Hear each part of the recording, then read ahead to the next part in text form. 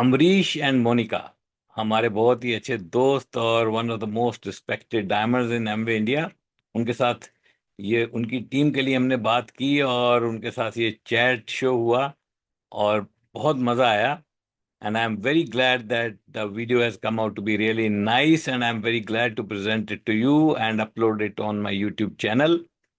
And I hope you will enjoy. लेकिन ये video दो पार्ट में हो रहेगी। फर्स्ट पार्ट में थोड़ा सा बैकग्राउंड के बारे में बात रहेगी और सेकंड पार्ट इससे थोड़ा ज़्यादा इंटरेस्टिंग रहने वाला है। That is about the rewards of the business that we are enjoying. Before you watch the video, please subscribe to this channel so that we can bring much more such content for all of you. And here is this wonderful video for all of you. Enjoy. And this is amazing amazing business. और आज मैं जिस speaker को यहाँ invite करने के लिए जा रहा हूँ is a very very special person in Amway India. क्योंकि जब मोनिका ने और मैंने 28 साल पहले अपने इस बिजनेस की जर्नी को शुरू किया था और जिन कुछ लोगों को देखकर हम इंस्पायर हुए थे to build the business, he is one of them. Because आप उनके बारे में आज जानेंगे कि बहुत ही सीनियर गवर्नमेंट एग्जीक्यूटिव थे वो ऑलरेडी चंडीगढ़ के अंदर। और एक हमारे सामाजिक परिवेश में जो सक्सेसफुल प्रोफेशन की जो एक डेफिनेशन होती है वो उसको ऑलरेडी अचीव कर चुके थे।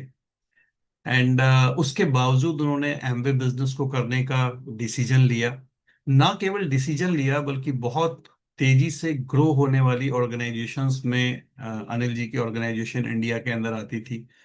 और आज भी जब हम इंडिया के टॉप 10 ऑर्गेनाइजेशंस की बात करते हैं जो एमवे इंडिया के अंदर एक बहुत बड़ा पाई, एक बहुत बड़ा हिस्सा जो अपने पास रखते हैं, ही is one of them. Not only, मैं हमेशा बोलता हूं कि अच्छे लीडर्स वो नहीं होते जो खुद सक्सेसफुल होते हैं, बल्कि अच्छे लीडर्स वो होते हैं जो बहुत ज्यादा सक्सेसफुल लोग क्रिएट करते हैं अपनी ऑर्गेनाइजेशन के अंदर। और अनिल जी को उसके लिए जाना जाता है, right. And having a huge huge organisation, lot of platinums, मतलब ये मैं हंड्रेड्स में बता रहा हूँ आपको, founder platinums, right, emeralds, diamonds. I think more than 10 diamonds तो जरूर है उनके ऑर्गेनाइजेशन में, जितना मुझे आइडिया है। बाकी हम अनिल जी से खुद पूछेंगे इसके लिए। And above all he is a very very good human being. मैं जब भी उनसे मिलता हूँ इस 28 साल की जर्नी में, बहुत बार हमारी उनके साथ मुलाकात हुई है। उनकी जो हम्बलनेस है, उनका जो एक्साइटमेंट है। और एक चीज जो मुझे उनकी बहुत ही यूनिक लगती है कि दो चीजों को मैं हमेशा बोलता हूँ, अगर आप पब्लिक स्पीकर हैं तो दो चीजें बड़ी इंपॉर्टेंट होती हैं। एक तो आपको एक्साइटमेंट के साथ अपनी बात को रखना आना चाहिए, लेकिन साथ साथ बात को बहुत लॉजिकल वे में और डाटा बेस करके आपको रखना आना चाहिए। कई बार मैं और मोनिका ये देखते हैं कि जब लीडर्स बहुत ज्यादा एक्साइटेड होते हैं तो कहीं ना कहीं लॉजिक का और डाटा का जो दामन है वो थोड़ा छूट जाता है। या जब हम दामन की तरफ उसको पकड़ते हैं, डाटा को, लॉजिकल कंटेंट को पकड़ते हैं, तो हमसे एक्साइटमेंट छूट जाता है। अनिल जी की जो मुझे सबसे अच्छी बात लगती है कि वो दोनों चीजों को बहुत ही अच्छे तरीके से समायोजित करते हैं अपने टॉक के अंदर। और अच्छी बात यह है कि हमने इंटरनेशनल ट्रिप्स पे उनके साथ बहुत सारा समय बिताया है। साथ साथ हम आईएमएम कलकत्ता और आईएमएम अहमदाबाद दोनों में वो मेरे क्लास फेलो रहे। इनफैक्ट आईएमएम अहमदाबाद में तो हम एक ही बेंच पे बैठे हुए थे, तो बिल्कुल एक बडीज थे।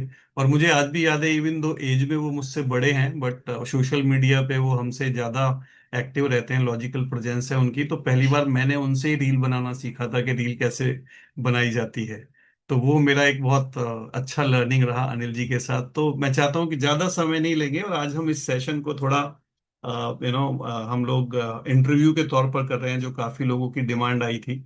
तो without taking too much time, I will invite one of the great leader in Amway India, founder EDC going crown, Anil Narang ji on this stage. स्वागत है नमस्ते अनिल अनिल भाई, सर। स्वागत है आप। हृदय से नमस्ते। बहुत बहुत धन्यवाद आपका, अपना प्रीशियस टाइम हमारी ऑर्गेनाइजेशन को देने के लिए। और मोनिका और मैं बहुत एक्साइटेड हैं क्योंकि आज बहुत बहुत सारे लोगों की लाइफ आप चेंज करने वाले हैं। हृदय से आभार आपका। Welcome thank sir. You very much, thank you very much Ambarish and Monika. पहली बात तो आप बहुत ही स्मार्ट लग रहे हो, जबरदस्त थैंक एकदम यू। चमक आ रही है आपके वहां से, डायमंड से जो आनी चाहिए, बहुत ही कमाल। और Ambarish and Monika are one of the most respected diamonds in Amway India. बहुत ही अमेजिंग, बहुत ही स्मार्ट, बहुत अच्छा बोलते हैं हमेशा, अपने आप को एक्सप्रेस बहुत बढ़िया करते हैं और बहुत दोस्ती हैं इनकी पूरे डायमंड गैलेक्सी में। हमारे भी बहुत अच्छे दोस्त हैं, हमें भी उसका बहुत फक्र है। तो हम दोनों, जैसे इन्होंने बताया, हम आईएम में इकट्ठे थे, और भी दोस्त हैं, ये बहुत सारी एलएस में हम लोग इकट्ठे जाते हैं, तो बहुत मजा आता है इनके साथ, बहुत मैं रिलेट करता हूँ।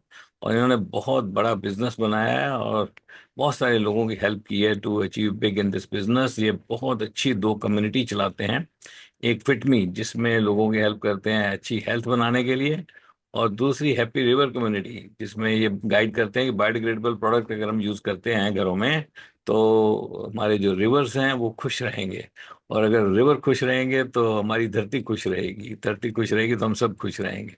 तो बहुत। Thank you Anil ji. सो मैं चाहता हूं कि आज हम समय का पूरा सदुपयोग करें, आपसे मैक्सिमम चीजें मुझे निकालनी है। तो मेरा जो पहला सवाल है अनिल जी, मोनिका और मैं तो जानते हैं हम आपके बारे में, लेकिन मेरा पहला सवाल यही है कि before Amway comes in your life, जो आपका एक छोटा सा इंट्रोडक्शन भी हो जाए, और एमवे से पहले वाली जो लाइफ थी आपकी, उसके बारे में आप थोड़ा सा हमें और हमारी टीम को, या जो भी नए लोग आज हमारे साथ कनेक्ट हुए हैं उनको, उनके अपने बारे में थोड़ा आप उनको बताइए, फिर हम एमवे की जर्नी की बात करेंगे। बिल्कुल, हम लोग होशियारपुर से बिलोंग करते हैं, मैं और मेरी वाइफ दोनों। हमारे घर जी। बिल्कुल पास पास में हैं, हम वहाँ पे बॉर्न एंड ब्रॉट अप वहीं पर हैं। मैं, मेरे फादर प्रोफेसर थे, मैथ्स पढ़ाते थे। मेरी वाइफ के जो फैमिली है वो बिजनेस फैमिली थी। हमारी अरेंज मैरिज है। मैं सिविल इंजीनियर हूँ। थापर इंजीनियरिंग कॉलेज पटियाला से मैंने ग्रेजुएशन की, उसके बाद इमीडिएटली कैंपस सिलेक्शन हो गई, तो मेरी पहली जॉब एक मल्टीनेशनल कंपनी में लगी जिसका नाम साइमन कार्व्स है, और मेरी पोस्टिंग हुई सूरत। तो फर्स्ट पोस्टिंग सूरत में, उस कंपनी के साथ मैं 2 साल रहा। उसके बाद मैं सेंट्रल गवर्नमेंट में एनबीसीसी में रहा 2 साल, उसमें पोस्टिंग हुई एचएएल कानपुर में, हिंदुस्तान एरोनॉटिक्स। जब मैं कानपुर में था तब हमारी शादी हुई थी। और उसके बाद पंजाब गवर्नमेंट में पोस्टें निकल आई, तो अप्लाई किया, समहाउ पंजाब गवर्नमेंट पहुंच गए, मतलब फाइनली, शॉर्ट शॉर्ट रखते हैं थोड़ा स्टोरी को। पंजाब जी। गवर्नमेंट में पहुंच गए, और पंजाब स्टेट इलेक्ट्रिसिटी बोर्ड में मैंने एज एसडीओ ज्वाइन किया था, लेकिन मैं डेपुटेशन पे पंजाब पुलिस हाउसिंग कॉर्पोरेशन में ज़्यादा समय रहा, और वहाँ पे मैं एक्सियन था।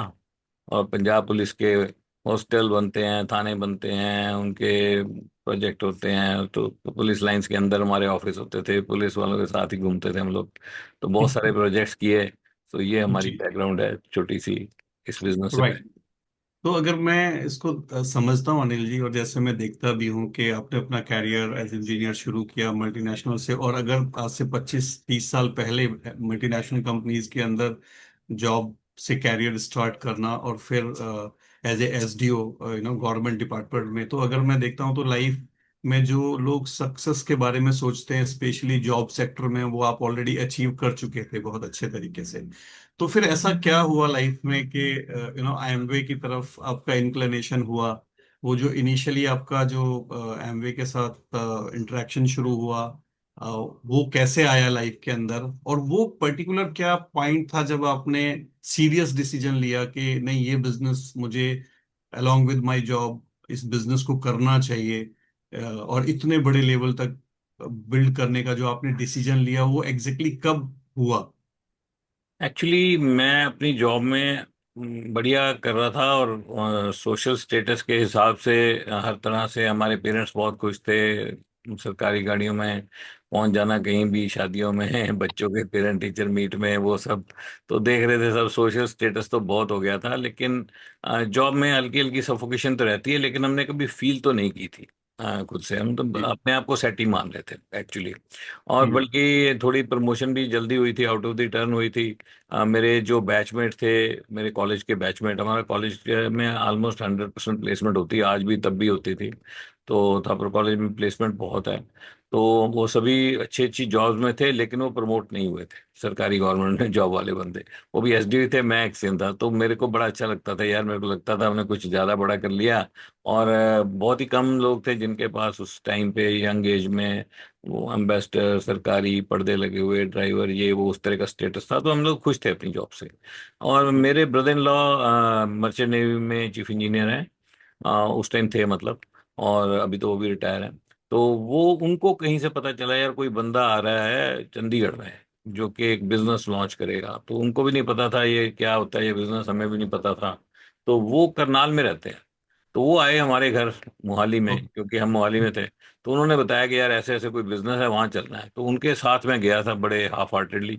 मैं कोई इतना एक्साइटेड होकर नहीं गया था, ना मैं ढूंढ रहा था कुछ। लेकिन वहां जब गए तो वहां जाके पता लगा यार इन्वेस्टमेंट बहुत कम है, पार्ट टाइम होगा। और बड़ी बड़ी बातें हो रही थी वहां पे। तो ये हम हम्म बातें तो होती हैं हमारे इस मीटिंग में बड़ी बड़ी। तो उस पर तो विश्वास नहीं था मेरे को कि वो इतना कुछ बड़ा हो जाएगा। जैसे लोग वहां पे बातें कर रहे थे, यार लोगों ने अपनी जॉब छोड़ दी, वर्ल्ड घूमते हैं, ये वो वर्ल्ड ट्रेवल करते हैं, उतना उम्मीद तो मेरे को नहीं थी। लेकिन क्या है कि उस टाइम पे ना हमारी दो ईएमआई चल रही थी। एक तो हमने घर खरीद लिया था मोहाली में, उसकी ईएमआई जाती थी। एक गाड़ी खरीद ली थी मारुति कार, रेड कलर की डीलक्स मॉडल मारुति होती थी नई। तो उसकी हम्म ईएमआई जाती थी। बच्चे अच्छे स्कूलों में पढ़ते ही हैं, अब जॉब अगर आपकी ठीक हो तो उनकी फीसें जाती, तो थोड़ा सा फाइनेंशियल क्रंच रहता था, हल्का हल्का। पैसे जल्दी आते थे, खत्म हो जाती थी, तो वो उस तरह का सिस्टम रहता था। स्टेटस हाई, लेकिन पैसे जेब में कम होते थे। तो और एक और बात थी, बिंदु ना, मेरी वाइफ जो बिंदु है, जो आज अभी नहीं ज्वाइन कर पाई है मैं बिकॉज ऑफ सम शेड्यूल। तो वो जी उन्होंने ना पहले जॉब की कॉन्वेंट स्कूल में, वो मैथ्स पढ़ाती थी, सेंट जोसेफ कॉन्वेंट है बठिंडा में। मैं बठिंडा में पोस्टेड रहा हूँ, तो उस टाइम वो वहाँ पे मैथ्स टीचर थी। तो जब मेरी वहां से पोस्टिंग ट्रांसफर हुई जलंधर, हम बठिंडा से जलंधर गए थे, जलंधर से मोहाली आए थे। तो जब हमारी ट्रांसफर हुई तो उनको जॉब छोड़नी पड़ी। तो उनका बड़ा मन था कुछ करूं कुछ करूं। जब मैंने ये बिजनेस देखा तो मेरे को दो बातें समझ में आई। पहली बात, पैसे नहीं लग रहे ज्यादा। दूसरी बात, हम्म पार्ट टाइम है। तीसरी बात, बिंदु ने को कुछ करना है तो वो कर लेगी। तो चौथी मेरे को ये उम्मीद हुई कि अगर 10,000 रुपये भी एक्स्ट्रा आने लग गए तो हम्म ईएमआई वाला काम थोड़ा सा कंफर्टेबल हो जाए। तो बड़ी छोटी सी इनकम सोच के हम लोग इस बिजनेस में आए थे। और बिंदु कुछ कर लेगी उसके लिए आए थे। लेकिन धीरे धीरे कुछ एक मीटिंग्स में गए हम। एक्चुअली हमारे अपलाइन जो है ना, जिन्होंने मेरे को बिजनेस प्लान दिखाया था, वो तो एक डॉक्टर थे ईस्ट पेरी इलिनॉय शिकागो में, डेंटिस्ट डॉक्टर विलियम हैरिस। तो डॉक्टर ओके विलियम वो हैरिस यूएस पे यूएस सिटीजन थे। उन्होंने, जी एक लंबी स्टोरी है वो कैसे उन्होंने डिसाइड किया इंडिया जाएंगे। बड़ी बड़ी हैरानी की बात होती है ऐसे कई बार।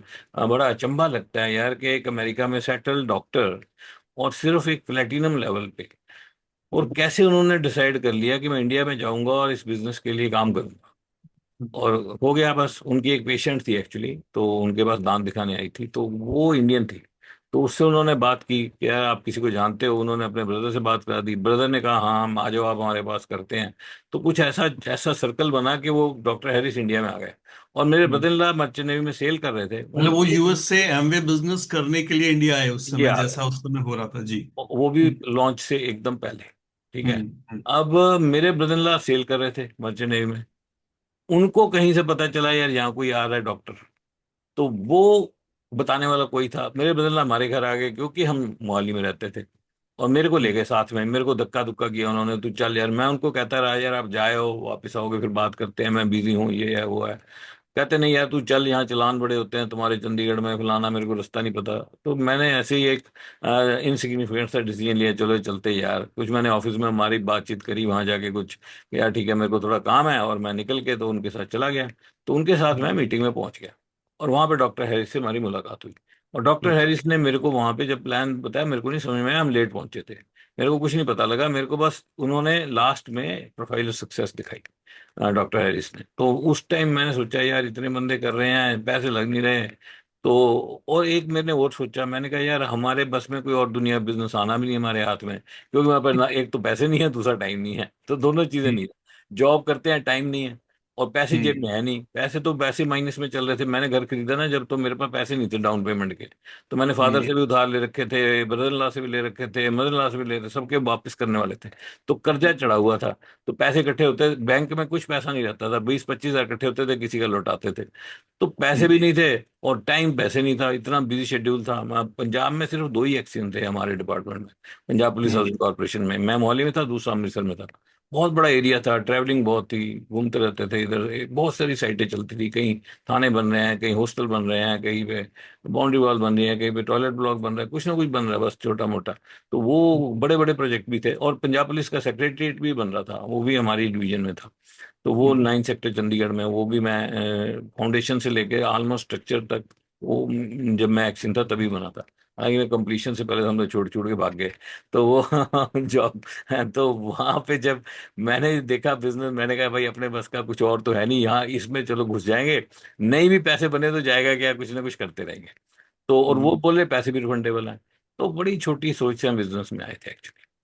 हम्म, फिर उसके बाद कुछ डॉक्टर हैरिस का तो वो पहला विजिट था इंडिया में। उससे हम्म, पहले वो इंडिया कभी नहीं आए थे, और उनका आखिरी भी था, उसके बाद भी कभी नहीं आए वो।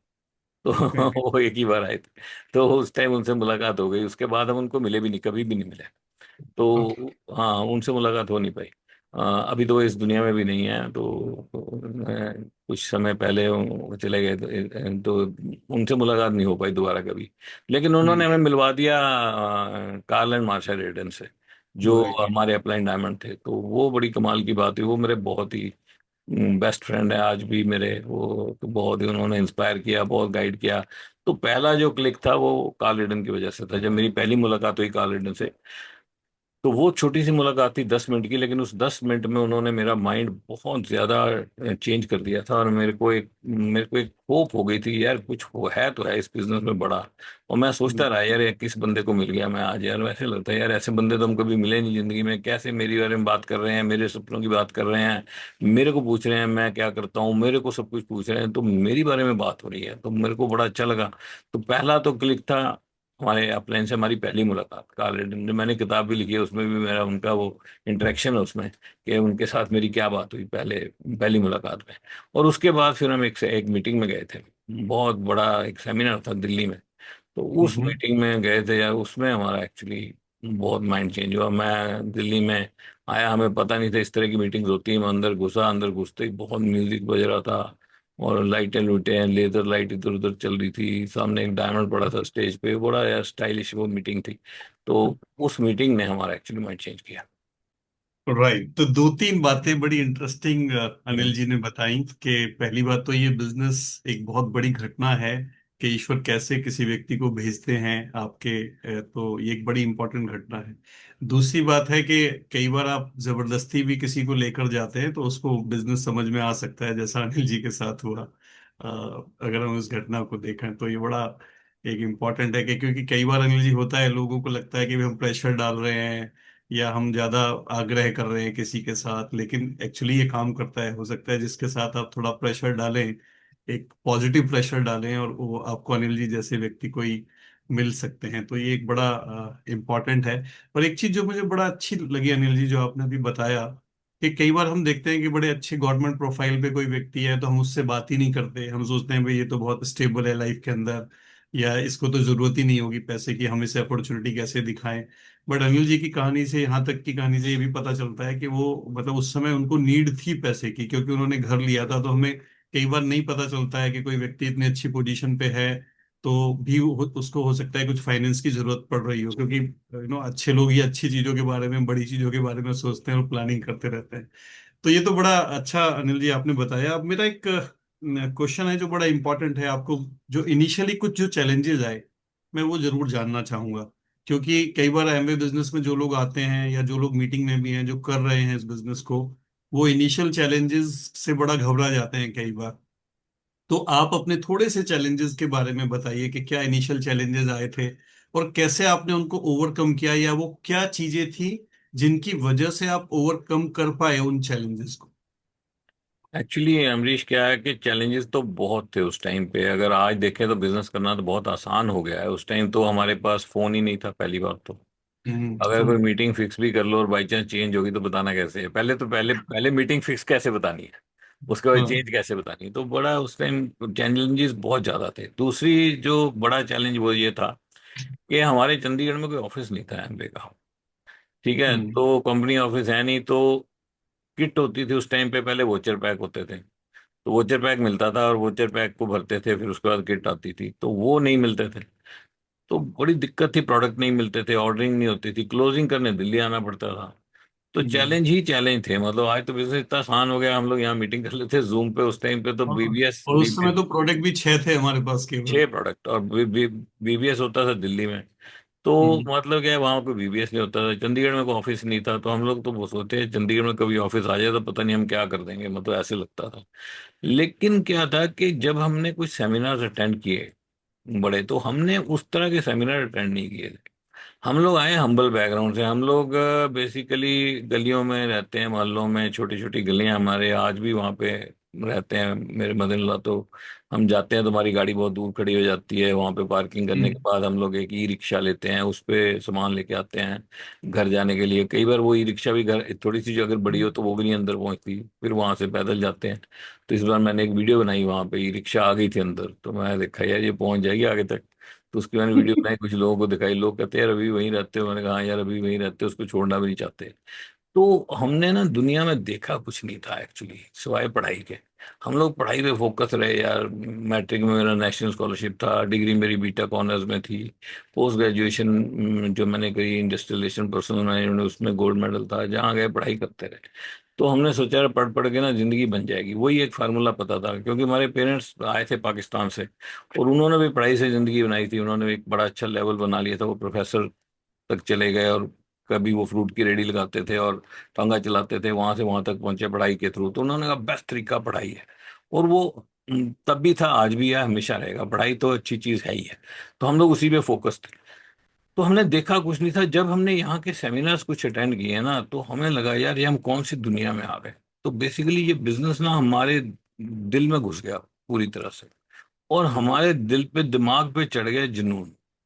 क्योंकि बड़ा तो कुछ करना चाहते थे, हम लोग हो गए पागल। तो मैं इसको चैंपियन जोन कहता हूँ कि आप चैंपियन हम्म। जोन में जाते हो तो उसका एक प्रोसेस है जो मैं मानता हूँ किस तरह बंदा जाता है और किस तरह चैंपियन जोन में स्टे करता है। और मेरा ये मानना है कि हमेशा चैंपियन जोन में आप नहीं रह सकते। वो कभी जाते हो निकल आते हो, फिर कभी जाते हो कभी निकल आते हो। लेकिन अगर आप एंटर करना जानते हो तो बार बार एंटर करके चैंपियन जोन में जब आप काम करते हो तो आपको डर नहीं लगता कभी भी। तो आपको चैलेंजेस चैलेंजेस नहीं लगते, चैलेंजेस हवा हो जाते हैं, भाग जाते हैं, डर डर के भाग जाते हैं, आपका कुछ जोन ही अलग होता है। तो हम लोग ना बहुत लंबा समय तक इस बिजनेस में चैंपियन जोन में चले गए, जब हमारे दिमाग पे जुनून चढ़ गया। मैं लोगों को बहुत बार बोलता हूँ कि हम सबसे स्मार्ट लोग नहीं थे, हमको सबसे बढ़िया काम करना नहीं आता था, लेकिन हमारे पास एक चीज थी, जुनून हमारे पास सबसे ज्यादा था। पागल हम्म। हम लोग हो रखे थे इस बिजनेस को करने के लिए। हमें सुबह उठते थे डायमंड डायमंड ही सुनता था, धक धक जितनी बार दिल धड़कता था डायमंड डायमंड आवाज आती थी। जब तक हम डायमंड नहीं गए तब तक हम बिल्कुल पागल थे, और हमें हर साल लगता था अगले साल हो जाएगा। हालांकि हुआ नहीं ऐसा कुछ, हुआ तो बहुत साल नहीं हुआ, लेकिन हर साल लगता था अब नहीं छोड़ेंगे, अब चक देंगे। तो लेकिन हम उस जोन से बाहर नहीं आए कभी। तो वो जो चैलेंजेस थे, सबसे बड़ा चैलेंज क्या था, हमें किट नहीं मिलती थी, प्रोडक्ट नहीं मिलते थे, क्लोजिंग करने दिल्ली आना पड़ता था। तो हमने उसके सोल्यूशन ढूंढे। जैसे हमें किट नहीं मिलती थी तो हमने क्या किया, हमने बंदों को बोला यार देखो 4400 रुपये तो लगेंगे ज्वाइनिंग के, और 60 रुपये लगेंगे प्रोडक्ट लाने के। तो हमने हिसाब लगाया यार 25 जब हो जाएंगे ना, तो 60 60 रुपये तो 1500 हो जाएंगे। तो 1500 रुपये में एक सुमो मिलती थी दिल्ली जाने के लिए, वो दिल्ली गो एंड बैक। उस टाइम बहुत सस्ता था जुगाड़ ना। आजकल भी कितना है, आजकल 6000 में चले जाते हैं चंडीगढ़ वापस आना जाना। तो वहां पे उस टाइम 1500 में था। तो हमें एक डिस्ट्रीब्यूटरी ड्यूटी लगाते थे, वो 1500 रुपये उसको देते थे। वो जो हमारे पास 60 60 रुपये करके आते थे वही गिनते थे हम, बस बाकी तो गिनते नहीं थे, बाकी तो बाद में गिनते थे एंड में। वो तो पूरे हैं ही ना फिर। तो एक ब्रीफ केस लगा रखा था, उसमें पैसे डालते, एक छोटा बैग रहा उसमें 60 60 रुपये डालते थे। पैसे हुए उसको दिए, वो गया चंडीगढ़ से दिल्ली, दिल्ली से जाके वाउचर बैग ले आता था। तो हमें पता था आने वाला है आने वाला है, तो हम लोग मीटिंग कर रहे होते थे। तो मीटिंग के बाहर आता था, वहीं 25 पैक हवा हो जाते थे। फिर हम दोबारा भेज देते बंदे को 60 60 रुपये लेके, तो 60 60 रुपये एक्स्ट्रा लेते थे। तो इसका ये सोल्यूशन निकाला। उसके बाद हमें एक बंदा मिल गया, वो दूध हम्म। सप्लाई करता था घरों में। तो हमने उसको हम्म। कहा यार अगर तू, तब तक किटें आने लगी थी, हमने उसको कहा यार अगर तू थोड़ा इन्वेस्ट करके किटें रख देना, तो हम ना तेरे को बहुत बड़ी इनकम बना के दे सकते हैं। कहता है कैसे? मैंने कहा एक 4400 की किट है, तेरे को 200 रुपये एक्स्ट्रा दे दिया करेंगे। और उसने कहा यार 200 रुपये किट के, बोला निकलेंगी कितनी? मैंने कहा पूछ मत तू यार, वो कितने निकलेंगे हर रोज तेरी जाएंगी 4 5। उसने कहा हर रोज 4 5 जाएंगे, 1000 रुपये बन जाएगा रोज का। उसने दूध बेचना बंद कर दिया। उसने एक भाई के घर में एक कमरा ले लिया, और कमरे में एक बेड लगा लिया, उसमें सोया रहता था, किटें साइड में पड़ी रहती थी। हमारा बंदा जाता था उसके पास तो उसको 4400 रुपये देता था किट के, और 200 रुपये साथ में देता था, 200 रुपये जेब में डालता था, किट उसको देता था। तो उसका काम चला दिया हमने, उसका काम चल गया। और वो बड़ा खुश हो गया, उसने कहा ले अभी चक दूंगा फट्टे। और वो जाता था दिल्ली, दिल्ली से किटें लेके आता था। तो दिल्ली में बड़ा मशहूर हो गया यहाँ पे जो स्टाफ था कि ये बंदा है यार, ये बहुत तेज काम कर रहा है, ये बहुत किट्टे ले जाता है, ये सबसे जल्दी ये क्राउन जाएगा इस बिजनेस में। हम्म। वो बिजनेस में था ही नहीं, है ना। तो उसका यहाँ पे नाम बहुत हो गया। उसके बाद जब फिर चंडीगढ़ में ऑफिस आ गया। जब चंडीगढ़ में ऑफिस आ गया तो किटें वहां मिलनी शुरू हो गई, उसका बिजनेस बंद हो गया। उसका दूध हम्म। का भी बंद हुआ, किटों का भी बंद हुआ बेचारे का। तो बेसिकली मतलब क्या है कि चैलेंज बहुत है, लेकिन जोन में थे तो सोल्यूशन ढूंढ लेते थे। और जॉब में दूसरा हम्म। चैलेंज ये था कि जॉब बहुत बिजी थी, तो मैंने इस हम्म। बिजनेस को 1 साल तक पार्ट टाइम किया, जॉब भी करी, ये भी किया।